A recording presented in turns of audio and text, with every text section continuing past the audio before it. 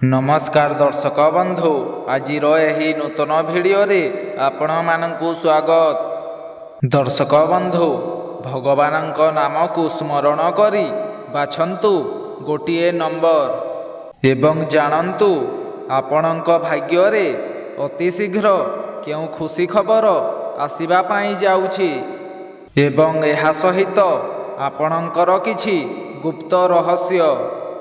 दर्शक बंधु आपण माने निश्चिंत रूपे एही भिडियोटी को शेष पर्यंत देखंतु कहीं ना एही भिडियो माध्यम रे आमे आपणकर समस्या एवं तार समाधान विषय रे कहिबु जहा द्वारा आपणक जीवन रे अनेक सुख शांति आसीजीव।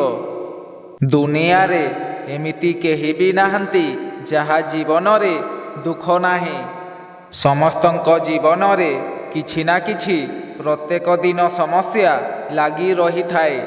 सेमाने दुख एवं चिंतारे मध्य रही थांती।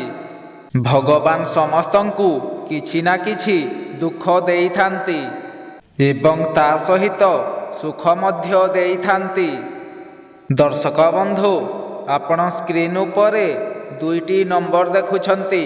भगवानक नाम को स्मरण करी एही दुईटी नंबर मध्यरु कोनोसी भी गोटिए नंबर को बाछंतु एवं जानंतु आपणकर आगामी भविष्यत।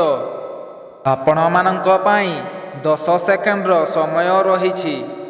एहा पूर्वरु जदि आपण माने माँ लक्ष्मी को सच्चा हृदयरु भक्ति करुथांती विश्वास करुथांती ताहेले भिडियोटी को लाइक करी कमेंट बॉक्स रे जय माँ लक्ष्मी अवश्य लिखि दियंतु।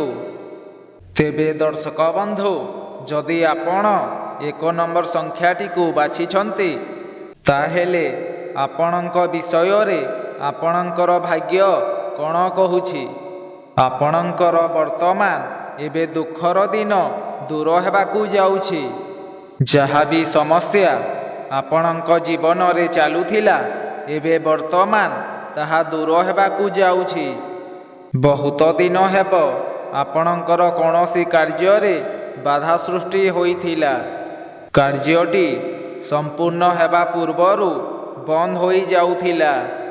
कोनोसी एक कार्य रे आपणकर पैसा खर्च होई जाउथिला। जदि आपण ऋण करज करिथिले तेबे ताहा सुझिबार एबे समय आसी जाइछि। आपणक पाई भल समय निश्चिंत आसी जाइछि।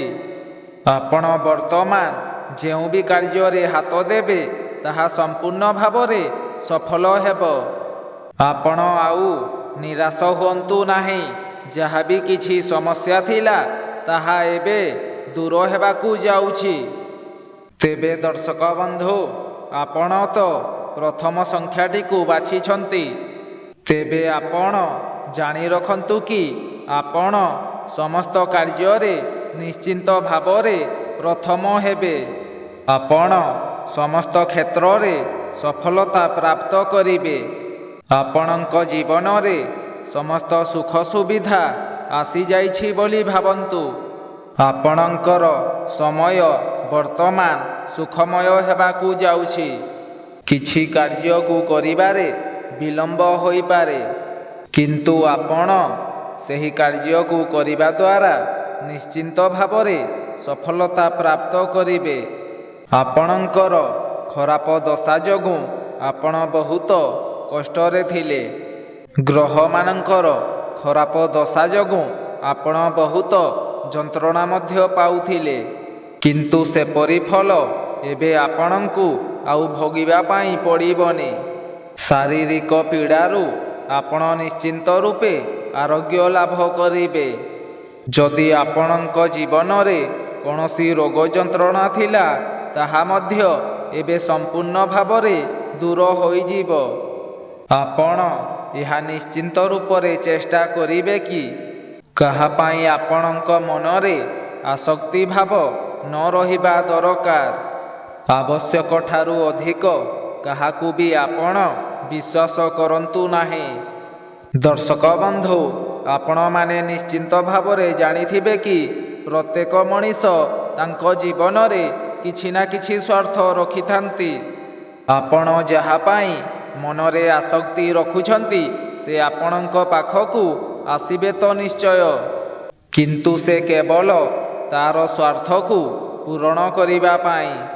ଏବଂ ଆପଣ ନିଜର ବୁଦ୍ଧି ଏବଂ ବିବେକ ଦ୍ୱାରା ସେହି କାର୍ଯ୍ୟଟିକୁ କରନ୍ତୁ।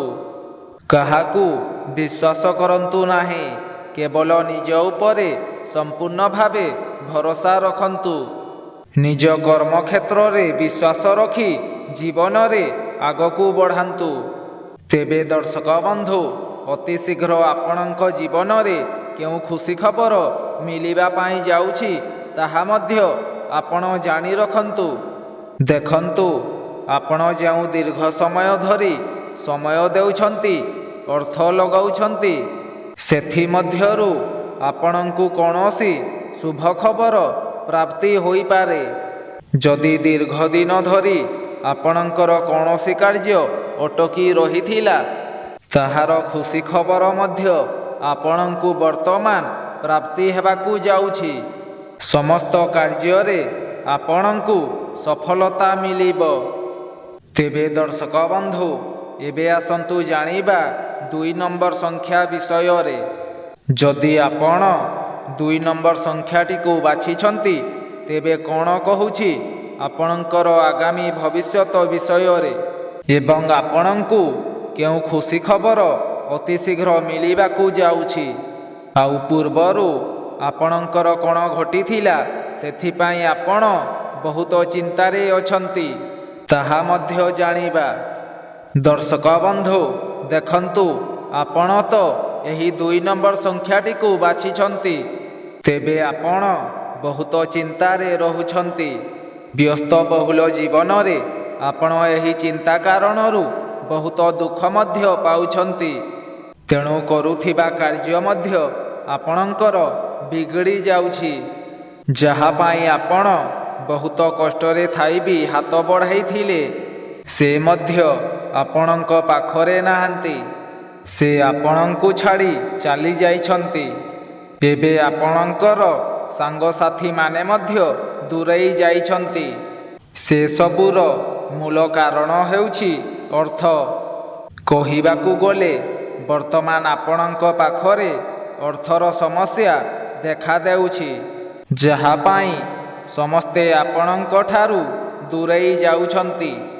ପ୍ରତ୍ୟେକ କ୍ଷେତ୍ରରେ ଆପଣଙ୍କୁ ଅର୍ଥର ଆବଶ୍ୟକତା ପଡ଼ୁଛି, କିନ୍ତୁ ଆପଣଙ୍କ ପାଖରେ ବର୍ତ୍ତମାନ ଅର୍ଥ ନାହିଁ। ଦେଖନ୍ତୁ, ଆପଣ ବ୍ୟସ୍ତ ବିବ୍ରତ ନ ହୋଇ ଆମେ ଆପଣଙ୍କୁ ଯାହା କହୁଛୁ ସେହି କଥାକୁ ଶୁଣନ୍ତୁ। ଏହି ସମୟ ଆପଣଙ୍କ ପାଇଁ ବହୁତ ଖରାପ ସମୟ ଚାଲିଥିଲା, ଯାହା ପାଇଁ ଆପଣ ଏବେ ବର୍ତ୍ତମାନ ସର୍ବହରା ହୋଇଯାଇଥାନ୍ତି। କିନ୍ତୁ ମା ଲକ୍ଷ୍ମୀଙ୍କର କୃପାରୁ ଆପଣଙ୍କର ସେହି ଅସୁବିଧା ଏତେ ମାତ୍ରାରେ ହୋଇନାହିଁ। ଆପଣ ଜୀବନରେ କରିଥିବା ଭଲ କାମ ଏବେ ଆପଣଙ୍କର ସାଥ ଦେଉଛି। ବର୍ତ୍ତମାନ ଆପଣ ସେହି ସବୁକୁ ଚିନ୍ତା କରି ଆଉ ମନ ଦୁଃଖ କରନ୍ତୁ ନାହିଁ।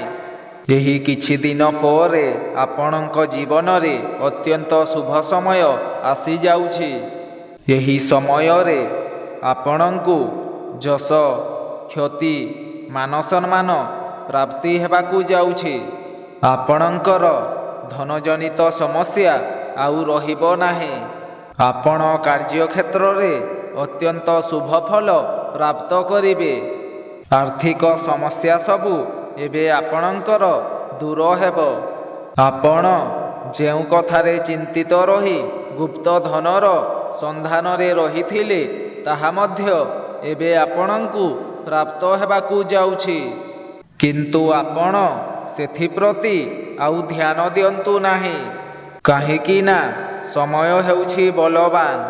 ଆସୁଥିବା ସମୟ ଆପଣଙ୍କ ଲାଗି ଅତ୍ୟନ୍ତ ଶୁଭ ଫଳ ପ୍ରଦାନ କରିବ। ଆପଣ କେବଳ ନିଜର କର୍ମକ୍ଷେତ୍ରରେ ଆଗକୁ ବଢ଼ନ୍ତୁ।